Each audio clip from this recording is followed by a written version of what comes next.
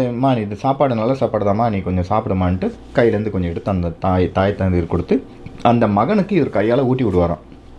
ஊட்டி விட்டு மிச்ச சாப்பாடை பக்கத்தில் உள்ளவங்களும் நீங்கள் சாப்பிட்டுங்கன்னு சொல்லிட்டு இவர் மலைக்கு ஏறி போயிடுவாராம்.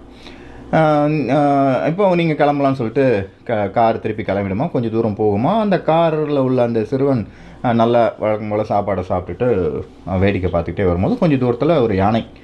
அந்த யானையை பார்த்த உடனே அந்த சிறுவனுக்கு வந்து ஒரு ஆர்வம். அம்மா யானைன்னு அந்த சிறுவன் சொல்லியிருக்காங்களாம்.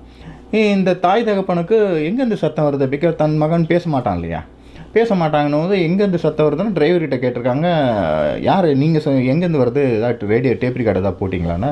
இல்லைம்மா தம்பி தான் வந்து யானை சொல்கிறாங்களோன்னா அப்படியே வந்து இந்த காரை நிப்பாட்டிட்டு எங்கே அந்த அந்த மூட்டை சித்தர் பெருமான் வந்து மலை மேலே ஏறினாங்களோ அந்த இடத்துலையே நமஸ்கரிச்சுட்டு தன்னுடைய வாழ்வோட பலனை